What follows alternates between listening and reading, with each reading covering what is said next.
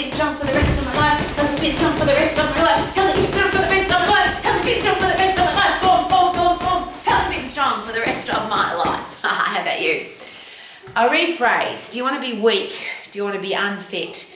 Do you want to be fat? Do you want to be diseased? Do you want to be depressed? And if the answer is no, thank you. But the rest of the world is certainly heading that direction or is already there. We now live in a world where it's very normal to be sick, diseased, depressed, overweight. We're the fattest and sickest and weakest we've ever been in history. And what are we doing to fix it? As an exercise professional, all of my life, that's been my driving force.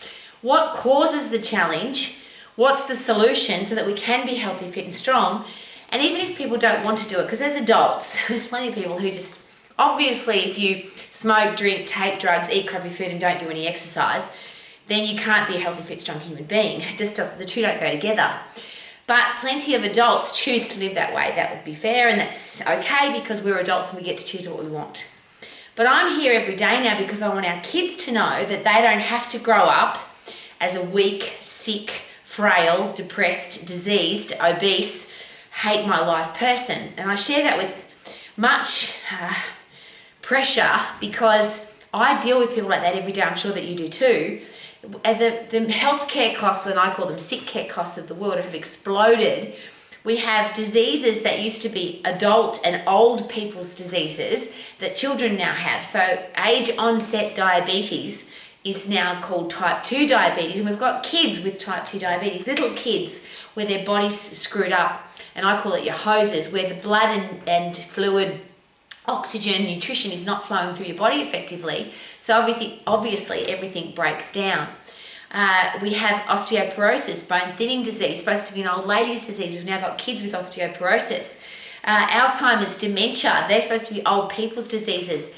And yet people that are being diagnosed with Alzheimer's and dementia, rotting brain, much, much younger now. And we have kids that are depressed and upset and ADHD and ADD and autism and all sorts of brain challenges. And I want to fix it, don't you? I heard a great analogy just recently that we seem to live in a world where if you have a splinter in your finger, instead of taking the splinter out and making sure that you don't get another one by using that or doing the same thing, we take a painkiller because it hurts. Well, I don't want to mask the pain. I don't want to take a drug to try and fix a challenge. I want to find out what the challenge is, why we're so sick, weak, diseased, depressed, overweight, fix it so our kids can live in a world that's healthy, fit and strong. Now, what I want is irrelevant because I've been doing this all of my life. But as I always ask, if you're a parent, a teacher, a coach, a boss, a leader, somebody that's responsible, if you're in government, if you're part of the health department, if you're involved in the medical profession, surely we want to find a prevention and solution and cure, get rid of the horrible diseases that we've got, versus let's just take a pill or a pharmaceutical intervention and hope that it works. Now, there are some magnificent drugs available and they fix lots of things, but I always have it's kind of a personal wish of mine. I only want to go to the doctor, God forbid, if I get injured or break a bone. I don't want to go to the doctor or to the hospital with something that could be prevented with my healthy, fit, strong body. And if you talk to the medical professionals, at least 80% of people that are in the doctor's office or in the hospital are there by choice, by what they ate, by the inactivity they have put into their life or the activity they haven't put into their life. So we are getting sick by mouth and by inactivity, and I don't want to be that person. How about you? So what causes most diseases? And it's the other really interesting thing that I take note of, and because I've been doing this a really long time, because I'm an old lady, I ask lots of questions and I do lots of research and I study for at least 2 hours every day. I study the human body. And what doesn't make sense to me is how we break the body into pieces. So we have cardiologists for the heart, and we have endocrinologists for the endocrine system, and we have psychologists for the brain, or neuroscientists for the brain. We break the body up into specialist areas. But have we ever considered that the body works as one complete package? So then you could say, well, you go to the general practitioner. But from what I gather from the people that tell me who've been to the doctor lately, there's not too much prevention and cure going on at the doctor. There's a lot of, you feel sick, oh, you've got a splinter in your finger, let's leave the splinter in there, but here, take a pill. There doesn't seem to be much. Why did that happen to you? Why are you depressed? Why do you have hormonal challenges? Why do you have a busted up heart?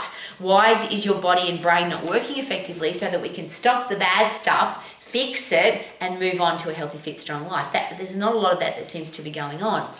So the questions that I ask when I'm involved with medical professionals is all about prevention and cure. What can we do to fix it? And they don't usually have an answer for me. They usually have a suggestion that you should take this drug and then you should take this drug, because the side effect of that drug won't be fixed by that drug, and then that drug has a side effect, so you've got to take another drug. And I'm just, pills are popping all over the place. I don't want to pop pills. I want to be healthy, fit and strong. How about you? So here's a simple explanation. Our body is made up of all sorts of things, but ultimately we've got a heart that pumps blood, oxygen, nutrients, heart and lung system, respiratory cardiovascular system that pumps blood, oxygen and nutrients around our body to all the places that needs it. Our endocrine system will tell our body what we need, and then the central nervous system reports back to and from the brain to say this is what's going on. So of course, if you drop something on your toe, you go, ouch, that hurt. A message gets sent from your toe up to your brain to say, don't do that again, it hurts. I'll just use that as a simple example. So everything works together, particularly the endocrine system, because it's spread throughout your body. It starts in your brain and finishes in your root bit, and every part of your body is connected by the endocrine system that says, if you're thirsty, you need to have a drink. If you're hungry, you need to eat some food. If you're full, stop eating food. If you are upset, you should go and get huffy puffy, lift something heavy, do high intense activity to clear your brain. Your endocrine system will sort all of your challenges if it's healthy, fit and strong. So how do we get fit and how do we get strong? And could that be the answer to all the horrible diseases? And I'll rephrase again, 80%, according to the medical professionals or more, of our medical challenges are caused by unhealthy eating habits and inactivity. So if we get fit and if we get strong, then is it possible that we could sort all of that? Because if I'm fit and strong, I won't eat too much and I won't eat crappy food. And even if I eat crappy food, I won't eat very much of it because I'll be full. Isn't that awesome? So all of that is connected by arteries, veins, capillaries. So everything gets around our body via our bloodstream. Now we've also had the lymphatic system, which is a unique and different system for cleaning the shit out of your body. It's the best way to explain it. So it's like a sieve for your the germs and bugs and yucky stuff that gets into the liquid in your body. Your lymphatic system cleans that out. Now, of course, if you're not fit and you're not strong, you're weak and frail, your endocrine system doesn't work, your lymphatic system doesn't work, your immune system doesn't work, nothing works. So could everything start here in the gym, which is get fit and get strong? Now, you don't have to exercise in the gym, of course. Outside's great. Just get puff, lift heavy, overload your heart and lungs, overload your muscles and bones so that everything works together. Now, the challenge comes with disease, and this is from my pedantic research as to why are we sick and why are we depressed and why do we have coronary heart disease, type 2 diabetes, osteoporosis, depression, most cancers, Alzheimer's, dementia, all the horrible things that people take drugs for and that are filling up our hospitals and our doctors' offices. Is it possible that if you can't get oxygen, blood supply and nutrients, fluid to all the places that need it, that things will start breaking down? So that is I call it your hose system. If the hoses in your body get busted or broken or blocked, is it possible that everything will stop working effectively? Everything. So if you get a blockage to your heart, of course you're going to have a heart attack. If you get a blockage to your brain, so nutrients can't get through to your brain, you will now have a stroke, which is just technically a heart attack of the brain. If you can't get oxygen to your eyes, you'll go blind. Oxygen and nutrients to your eyes, you'll go blind. If you can't get oxygen and nutrients to your fingers and toes, you'll have to have them amputated. And what I've just described there is coronary heart disease and type 2 diabetes, the two biggest killers in the world. So if you can't get oxygen and blood supply around through your heart and lungs, that will break. If you can't get it to your brain, you'll have a stroke. But is it possible that if the nutrient supply slows down or it's ineffective or not enough is getting through, that you could get things like depression, ADHD, ADD, you won't be able to sleep properly, you'll feel anxious, you'll feel distressed. Now, I'm not making medical statements here. I'm asking the questions that I ask myself every day. Why is there when I was growing up as a kid, we just didn't have those kind of diseases, and now we've got kids with horrible brain diseases, and at least half of our kids now are either overweight, unhealthy, and I'll use that definition If you are overweight and your weight is affecting your health, that's called obesity. If your weight is stopping you from doing the things that you want to do, it's causing your body to break down, that's called obesity. And we have now lots of obese children, and it's getting to the point now where it's going past 50%, which means it's normal, and I just don't want that for our kids. If I'm not getting messages to my brain effectively, which means my endocrine system breaks down, the system that says eat when you're hungry, stop eating when you're full, is it possible that I'll eat too much and I won't stop eating when I'm full? These are really interesting questions, and I think really important questions. So how do I have clear hoses? How do I have clear arteries, veins, capillaries? How do I make sure that the blood that needs to get to the blood, oxygen and nutrients that needs to get to all the different parts of my body, how do I make sure that they get there? I've got to keep my hoses clean. Doesn't that make sense? So how do I make that happen? Now, this is a very simple explanation for what type 2 diabetes is. If I eat too much of anything, but particularly if I eat too much carbohydrate, sugar, you'll hear this, that carbohydrate's bad and sugar's bad and high blood sugar levels are bad. And this is technically why. The glucose molecule, the carbohydrate molecule, is big. It's a big thing. And if you don't get it out of the bloodstream and into your muscles as glycogen, into your liver as glycogen, into your brain as glucose really quickly, because the door to get the glucose out of your bloodstream into those areas is blocked. And that's the hormonal system, which is insulin. And I'm sure you've heard insulin being talked about quite a lot. But if the door doesn't open for the blood sugar to get out of the bloodstream and get into your brain, your liver and your muscles, it continues to float around your bloodstream. Now, they're big molecules. And the best explanation that we use on a regular basis is it's like driving a semi-trailer or a big truck on a suburban street. It's going to wreck the road. The road can handle little cars and bikes and even little trucks, but once you put a big semi-trailer or a big truck onto a suburban road, it's going to wreck the road. And that's what happens inside your arteries, inside your hoses. Those big molecules that are bumping up against your arteries, because they're big, the sugar glucose molecules, that's why blood sugar levels being too high is dangerous. They cause damage to the hoses, damage to the walls of your arteries, the walls of the hoses around your body. Now what that does, if I've got a nick or a cut inside that artery, cholesterol, blood fat can now stick to those broken bits and start to block my arteries, start to block my hoses, which means I could get a blockage to my heart challenges, heart attack, a blockage to my brain, stroke, a blockage to my eyes, blindness, blockage to my feet and extremities, because obviously if I can't get blood and oxygen around my body fast enough, my body's going to protect my heart and lungs and forget about my fingers and toes. And that's why type 2 diabetes, one of the horrible parts of that disease is amputations. You'll have to get your toes cut off, your feet cut off, your legs cut off. You'll have kidney failure because your body says, I can't deal with all of this. I'm trying to get the sugar out of the bloodstream. I'm trying to clean the body. And your organs break down because they're not getting oxygen supply, nutrient supply, blood supply. That's your hoses. So here's the really exciting thing. When you exercise at high intensity, when you get puffed and when you lift heavy, the number one and only energy source technically is sugar, carbohydrate, glycogen.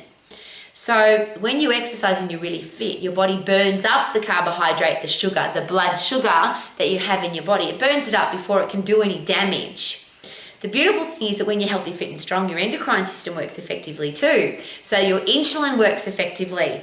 The hormones that tell you to start eating work effectively. The ones that tell you to stop eating work effectively. The ones that say, we really don't need any more sugar, you're not doing any exercise, they work effectively. The beautiful thing is when you're really fit and really strong though, your body needs carbohydrate and glycogen to work effectively. So you burn it up, but it's also a normal part of life. You don't have to hate it. And one of the horrible things about mental health, and I have dealt with this my entire career, are people who they have a screwed up head when it comes to their food. So they have a bad relationship with food. They're depressed, they're angry, they're anxious, they feel guilty. So they want to have food that they can't have and they hate that they can't have it, so they're angry. Or they want to have certain foods that they think are bad, so they feel guilty that they ate them, so they feel horrible about themselves. And it creates a horrible process. But if you're really fit and really strong, your body burns up everything that you eat. If you're really fit and strong, your endocrine system works really well. You don't eat because you're emotional. You don't eat because you're angry. You don't eat because it's the right time of the day. You eat because you're hungry. The body works so beautifully together. So I want to wrap that up really quickly because I could talk about this all day. It's my driving force every day.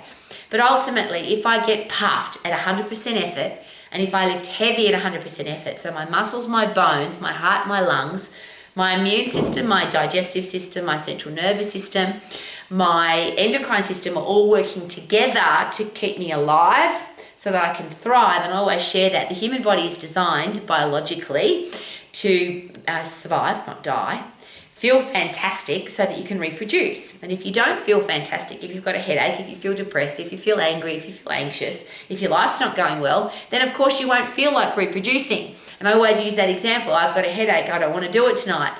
That's because your body's not healthy. If your body's healthy, designed to reproduce, you'll want to. Your sex life will be great. Doesn't that sound awesome? So how do we make sure that we've got clear hoses? We've got to get the big sugar molecules out of your arteries. And the only way to do that is to burn it up via exercise. Your brain uses a lot of sugar, so the more you think, the more you learn, the more wow experiences you have, the more different experiences you have. Your brain uses a large amount of sugar. When you lift really heavy, your muscles use a large amount of glycogen, which is sugar, and it gets it out of the bloodstream into the places that it's supposed to be. But the beautiful circle is, when I'm fit and strong, then my body has a strong endocrine system, a hormonal system, so I don't get too much blood sugar because I don't eat too much. Isn't that awesome? What are we going to do about this? We've got kids that have got coronary heart disease, type 2 diabetes, osteoporosis, and they're depressed. I'm getting excited, I can't even breathe. Breathe, Rowie. I think that we can have a healthy, fit, strong world. And I think that if we get people fit and strong, with short, sharp bursts of high intense activity, that we could actually get the world healthy and we could get rid of those horrible diseases and we could actually live our life to the max. Get healthy, get strong, be the living example for our kids, please.